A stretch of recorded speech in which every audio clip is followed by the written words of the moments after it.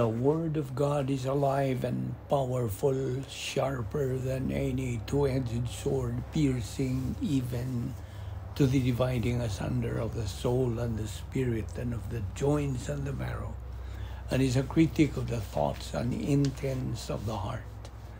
Ang tibuok nga kasulatan gipaginawa sa Dios ug may kapuslanan alang sa pagpanudlo, alang sa pagpamadlong, alang sa pagpanulid, ug alang sa pagmatuto sa pagkamatarong. Aron ang tao sa Dios mamahimpit masinangkapan alang sa tanang maayong buluhaton. Ang kahulugan sa imong mga pagtulunan naghatag kahayag ug naghatag og salabutan sa mga walay kahibalo. Good day everyone, and yan usab kita ning atong adlaw-adlaw nga pagtuon sa balaang pulong sa Dios ubos sa Vic Balbido Evangelistic Ministry.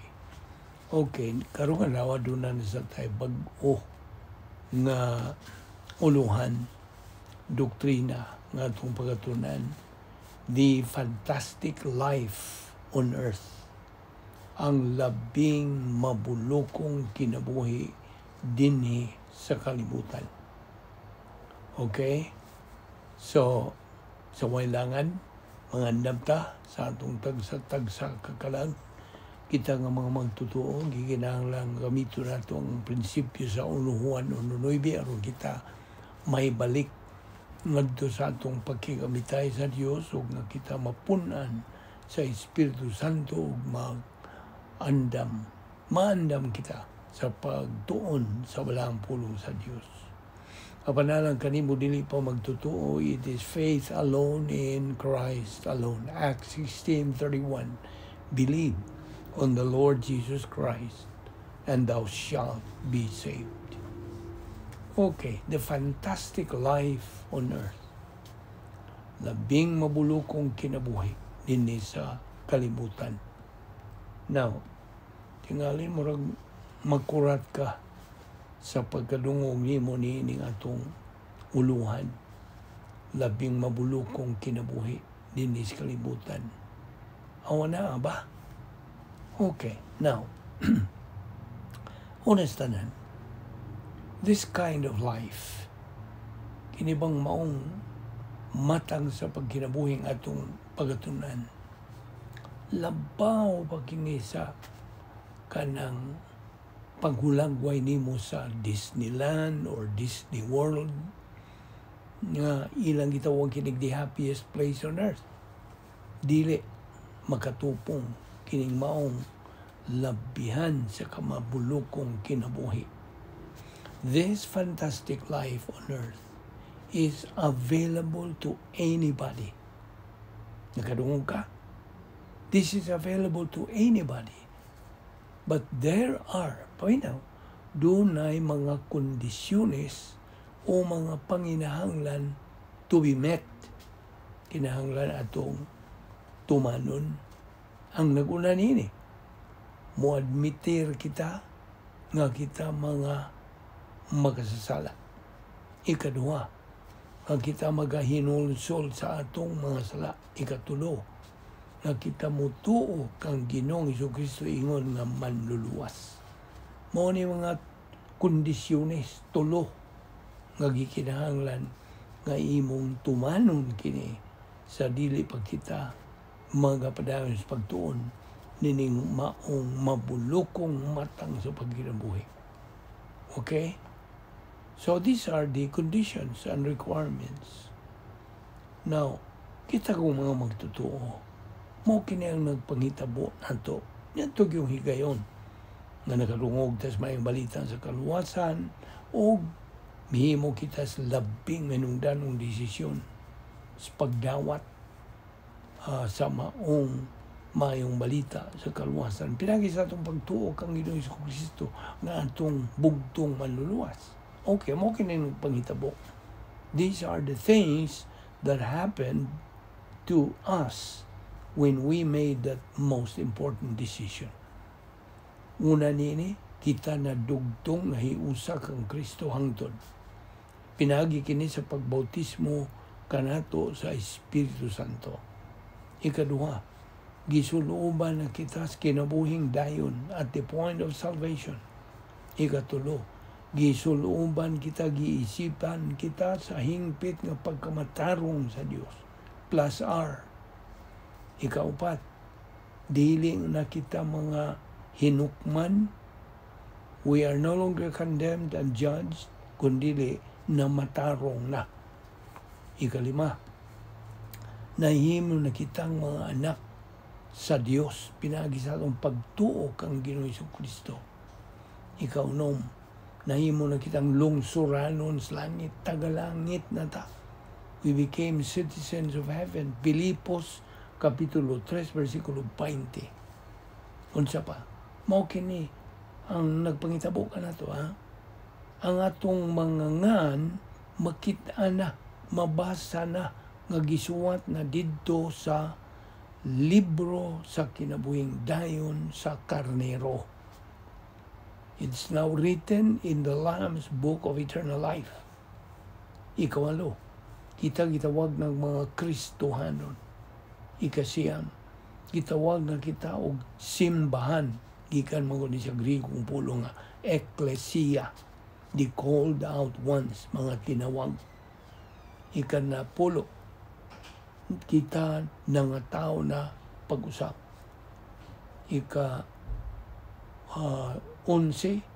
kita gisilyuhan na sa Diyos sa Espiritu Santo. O guban pa, kini pipila lamang sa mga benepisyo nga atong nadawat. Yato yung igayon nga atong gituuhan si Ginoong Jesucristo ingon nga manluluwas. So, mao kini. Kristohanon ka na, magtutuo ka na ni Ginoong Jesucristo. O kita nasuod na sa ikaduhang bahin sa plano sa Dios. Kay gibahin man guni ang plano sa Dios sa tulo kahugna. Una, kaluwasan. Atong gigamit, gituuhan ang pulong sa Dios diha sa mga buhat, Kapitulo 16, versikulo 31. Tumuo ka kang Ginoong Hesus o ikaw maluwas. Musakita na luwas. Ikaduha, nga hugna sa plano sa Dios, mga magtutuo na kita dinhi sa panahon, believer in time. So, musunod na punta sa pulong sa Dios diha sa 2 Pedro 3:18. But grow in grace and in the knowledge of our Lord and Savior Jesus Christ. Patuon ang atong kalang pinagis pagtuon sa pulong sa Dios adlaw-adlaw nga paagi. Okay? Ikatulo nga hugna sa plano sa Dios, mga magtutuo nga didto na sa eternidad, believer in eternity. O gato ka lang magamit ang pulong sa Dios diya sa mga pinadayag. Okay? Revelations 4:21. God shall wipe away all tears from their eyes. There will be no more crying, no more tears, no more suffering, no more pain, no more death, because the old things are passed away. Mao kini ang tulo ka hugna sa plano sa Dios. Now, kini nga itong pagkakita. What I mean is, ang atong kinaiya, ingon nga mga tao, Homo sapiens. Okay? We are members of the human race. Doon na tayo usa niining kinaiya ang atong kabubuton. Unsa man ni kabubuton? Kini bahin sa atong kalag nga makapili ta. We have the freedom of choice. See, ug kining maong kabubuton doon ay duha ka bahin, kini negatibo o positibo. Ang negatibo mao to'y bahin sa atong kabubuton nga may yung dili ko mo dawat. Negatibo na. Apan kadtong pikas nga positibo mo yun ka, mudawat ko, mutuo ko. Mao na positibong bahin sa imong kabubuton. Now, na ay mga magtutuo. Mga magtutuo na sila, luwas na sila, nga negatibo. ang ilang paggamit sa ilang kabubuton. So kini sila nga mga negatibo. Ambot pasabot, ang ilang pagtagad ngadto sa Dios ug sa iyang pulong negatibo. Wa ba siya gana, way gugma, way kainit, way tinguha nga mutubo. You see? Way panahon nga ikagahin sa pagtuon sa pulong sa Dios. So, negatibo lagi. Now, these negative believers are divorced from reality. Okay?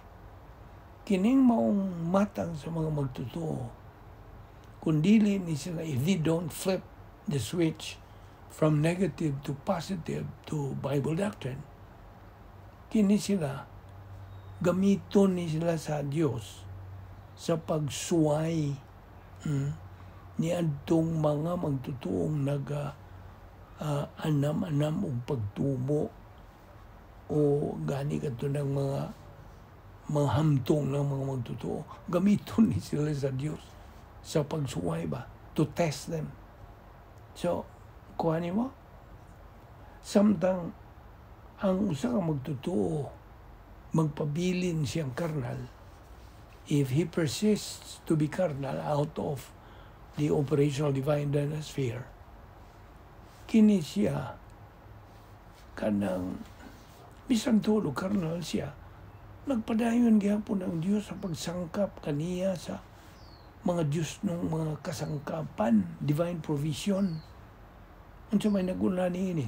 Recovery technique sa 1 Juan 1:9 nga gitawag nato sa doctrinal nga terminology nga rebound, pagpauntol, gikas gawas ngadto sa sulod balik. Isi, naibaw ka. Kining maong mga magtutuo, mga karnal, na sila'y kalagmitan nga mutuon na sila mga bakak. Yes, they will tend to believe in lies. Nga naman. Bawa nga no.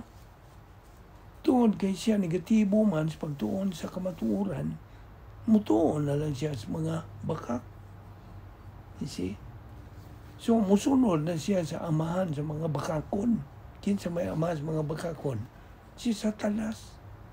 Siya mo'y nag-una ng kaaway sa Diyos o natong mga magtutuo. Kita kong mga magtutuo should know kung asa man ang atong baruganan sa kinabuhi. Right? And what is our stand? Bible doctrine. Mo ni atong baruganan. Kasabot ka?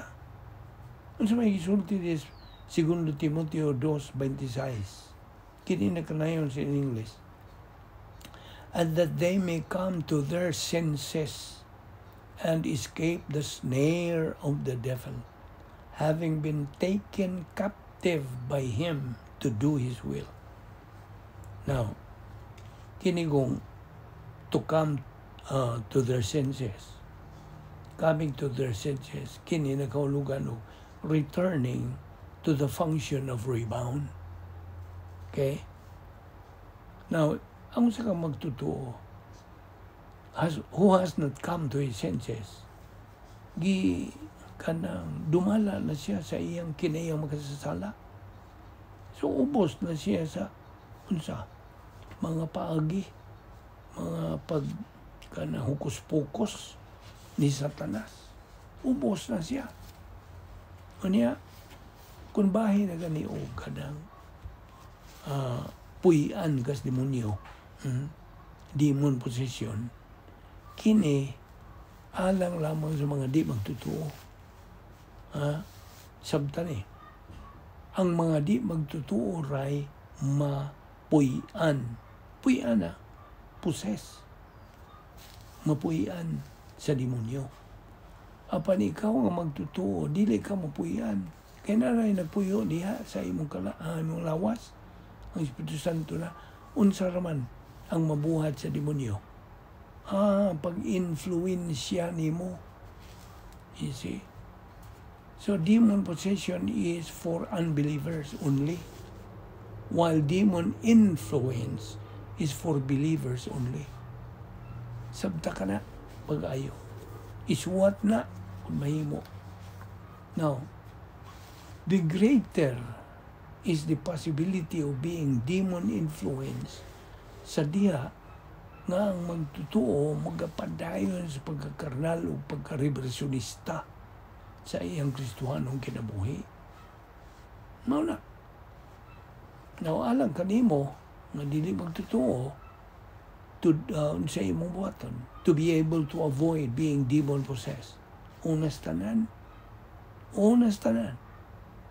tuuhi si Ginoong Jesucristo ingon nga imong manluluwas. Believe in Christ as Savior.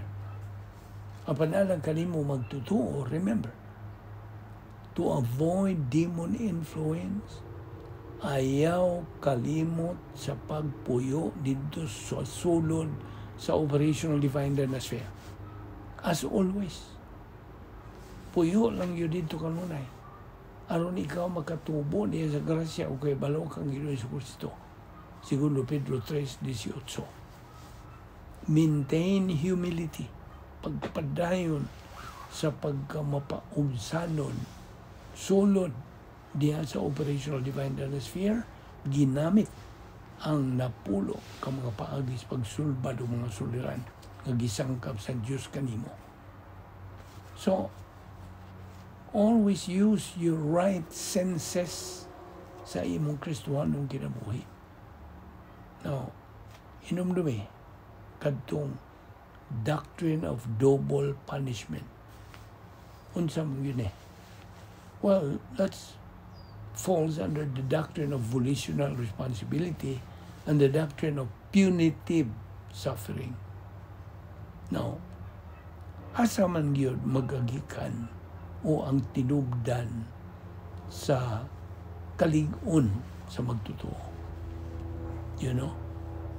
A believer's strength is in the Word of God. Naadiha sa pulong sa Diyos ay imong kalig-on. Now, sa dihang magtutuo mo sa likway sa kamaturan, sooner or later, mutuo na siya lagi sa bakak ni Satanas. Whenever we believers mo atubang mga sulirans kinabuhi, dili kinahanglan nga mo punting ta sa mga unsa. This is not focus our attention to the problem. Ayaw, dili maayo na nga sige lang kag tutok niya sa imong suliran, kundili ngadto sa espirituhanong hinagiban nga niya sa atong kalag. Mao na gina kung wa kay pagtuon sa pulong sa Diyos sa mahinagiban nga imong magamit. Kita nimo ang espirituhanong hinagiban isangkap sa Diyos kanang tumo ang iyang pulong. So, kung na kay suliran, matubangon nimo sa diyang suliran marital problem, financial problem, bisag unsa. Ayaw na tutuki ang espirituhanong hinagiban. Aron nimo magamit na diha sa imong kalag kung ikaw nagatuon, nagatuo, nagagamit sa pulong sa Dios sa imong kinabuhi. Apan karong panahon na, it's sad. Kanang nooy gyud palandungon. It's sad to see nga labihang bagang duot sa mga magtutuo. Being majority of believers, wa gyud alamang, do not have any clue bahin sa espirituhanong kinabuhi. Pagkaluoy. Now, unsa man gyud ang buot sa Dios? What God is after is our ability to face any problem or adversity and not to forget to use 1 John 1:9. You see? Dili buot nga ang Diyos nga kung matubang nagsuliran mo yun dahil ka, why did God let this happen to me? Diyaw mo na. Pasipala na eh. Now, these are steps to follow. Open secret ni sa Diyos. Aron ikaw mahimong mananaog sa kinabuhi. O sinati kani ining labihas ka mabulokong matang sa pagkinabuhi din is kalibutan. Na, available na. You see? Do not forget to be filled by God, the Holy Spirit. Ayaw yun. Kanunay yung pagpapuno sa Espiritu Santo. Unsaan? Gamit lagi sa rebound. See? Now, kung di ka mo rebound, malagi na. Magpadayon na mo pagkarkarnal o mahog na nung pagka-reversionista. Unsaan yung reversionism doon? Reversionism. Gikan mo kung sa root word nga, reverse. Unsaan yung reverse? Kanang mo pabalik. Retrogress. See? Reverse. Pero gano'n na mag-drive ka. Iba na magkakumisa na yung reverse. You see? So, reversionism is perpetual carnality. Mao na kanang kahagbungan hining mao magtutuo kung dili siya mo rebound, wa sila paghinulsol, padayon na lang sila sa paglunang sa kasalanan. Then, mahog na siyang reversionista. You see? Kasi may gisulti sa 2 Timoteo 2:26 ganito sa Kapitulo 3, versikulo 7. Ever learn, diha sa versikulo 7 niya, ever learning and never able to come to the knowledge of the truth. Now, the longer, kung magkadugay ka, ikaw kung magkadugay ka, puyo diha sa dapit nga may gahom ni Satanas, itawag na itong CD, Cosmic Denospheres, the greater the degree of demon influence. Na, kung buod kang magpa-influensya sa demonyo, na. Sige lang kang puyo diha sa CD. Kita ni mo. Now, there are 8 stages of reversionism. Namdam ka? Reaction, distraction, frantic search for happiness, operation boomerang, emotional revolt of the soul, locked in negative volition, blackout of the soul, scar tissue of the soul, o reverse process reversionism. Mo ni, walo ni ka mga ang sa pagka-reversionista.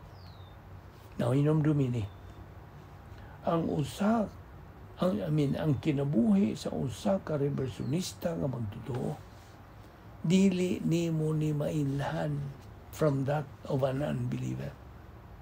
Meaning, ang iyang kinabuhi cannot be distinguished from that of an unbeliever. Di ka kanang tandi. Pag iyang kinabuhi ko, pariha naman sa di magtotoo. Pero magtotoo na siya.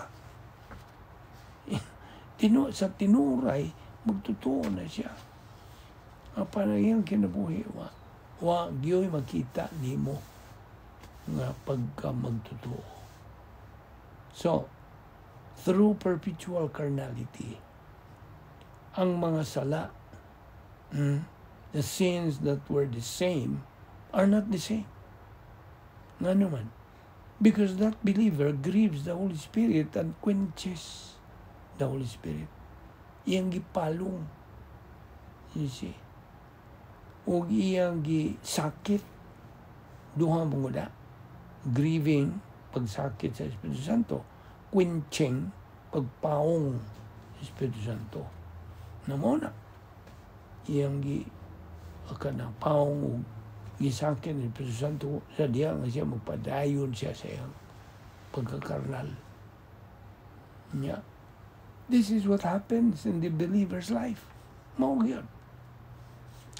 Unsa may gisulting Pablo? In the last days. Okay, yung gisulti ha. Now, in the last days, unsa may sabot? What does in the last days mean? Tubag? Karon. Sa diha nga nagsugod kining katuiga simbahan when the church age began. The last days means the church age. Okay? Difficult times in the last days. Unsay pasabot. Kini nagkahulugan nga ang magtutuo ni katuya simbahan who disregards everything that God provides a church age believer. Morning, difficult times. When a believer uses God's grace provision, ang iyang kinabuhi, hanoy, hayahay, ug sayon. But if he disregards them, na magkalisod ang iyang kinabuhi. Difficult time. Muna. Diya sa 1 Juan, Kapitulo 5, versikulo 16. If any man see his brother sin, a sin which is not unto death, he shall ask, and he shall give him life for them that sin not unto death. There is a sin unto death. I do not say that he shall pray for it. Managisulti des 1 Juan 5:16. Now, unsa pagyumay mo sa mga sala nga wa ma-rebound. Unrebounded sins, you know? This will turn, paminaw, this will turn to SUD. Unsa man ang SUD? Sin unto death. Now, this indicates nga ang mga sala dili pareha. When we sin, sa dihang kita magkasala, ang atong kinayang magkasala takes control. Muna mo dumala sa atong kinabuhi. You see? Siya na'y boss nimo. Inay ang Espiritu Santo, karon ang kinaiyang magkasala na'y unsa hari diya sa imong kinabuhi. Okay, 1 John 5:17, padayon. All unrighteousness is sin, and there is a sin not unto death. Verse 18, we know that he who is born of God, meaning born again, cannot sin. But he who was born of God keeps him. Ni Ginoong Jesucristo. Kining keeps is tereo sa Grigong pulong. It's in you but guards him. See, kita kung totoo, na matarong na kita niya itong igayon nga itong idawat sa Kristo nga itong manluwas. Inom daw ka sa tulog ka matang sa pagkabalaan, pagbinalaan, I mean. The three kinds of sanctification. Number 1, positional. Retroactive and current na. Positional. Ang imo ng pagkadugtong, pagkahiusak ang Kristo ingon nga manluluwas. Hangtod na na. Taga ang akong ihemplo. Sa gula ka ng asukal o ka ng gatas. Mix sugar with milk. Can you still see the sugar? Kung mo na silang sigulan? No more. We cannot see the sugar anymore. See? Ikaduha nga himplo. Ibutang ang usa ka papel, gamay papel. I-insert diya sa kadakong libro. Inig-insert ni mo na huwag mong sirhan ka ng mong libro. Makakita ka pa ba sa mong papel? No. We cannot see the piece of paper anymore. Kay nabautismuhan na ang maong papel sa libro. Did you see the point? No. Mao na iboto sa butog bautismo. You are identified. Now, unsa may imong kahimtang as a Christian right now? What is your position? Well, kinahanglan atong may bawaan kini pinagi sa through the lenses of Bible doctrine. Now, diya sa 2 Timoteo Kapitulo 2, versikulo 26, ug ngadto sa Kapitulo 3, versikulo 7, ang gihulagway dinhi ini mga teksto are believers being reversionistic and perpetually carnal who become casualties na mga biktima nila, casualties in the angelic conflict. Unsa may pasabot dining angelic conflict? Gubat kini nga espirituhanon atong giatubang ingon nga mga Kristohanon. Hibaw ka ba? Mga atubang tan away, bugno, gubat yun. Full-scale battle or war against the three major enemies nato. Ingon nga mga anak sa Dios. Unsa man? Ang naguna, si Satanas. Ikaduha, ang kalibutan. No, dili man nga atong gipuyan ang kalibutan. Buot pa sa mga sistema nining kalibutan na. Iya ang Satanas. Okay? So the world, the devil, o ang ikatulo. Kini nga itong kinayang makasasala. See? Tulo na major enemies of believers. The world, sistema na, mga sistema. The devil, of course, si Satanas. And the flesh. Unod, kini nga itong kinayang makasasala. Masigig, tuod na to. Tukmod na to sa pagpakasala. You see? Na mo ni makapa pildi na to ingon ng mga Kristohanon. So, sa man mo pagkinabuhi nining mabulukon nga matang pagkinabuhi kon nagpadayon ka sa pagkakarnal o pagkareversionista. You see? Huwag ka magtubo. Huwag yun. Negatibo. Ng imong kinabuhi. Pariharayos. Dili magtotoo. Muna. Hinugtuki na. Yan itong pagtuon ini. At ipadayon ni ugma. So ayong sipyat sa pagsunod nining atong mag-ong pagtulunan the fabulous life on earth.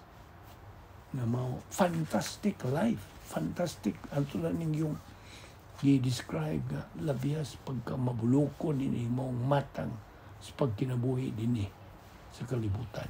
Buod ka ba? Mong kinabuhi din Amo ni. Padayon sa pagpaghiuban ka nato ni pagtuon nato ni ining maong doktrina. Gikan is pulong sa Dios. Dili nato ni hinimo-himo. Wa ta magama-gama nini. Atong unsa gibasihan ang tanan gikan sa pulong sa Dios. Gikan Dios una-una sa Dios. Mo ni nga itong itunan, una-una ni Kristo. Divine viewpoint. Okay. So, be with us tomorrow sa atong Bible study ubos sa Vic Balbido Evangelistic Ministry. See you then.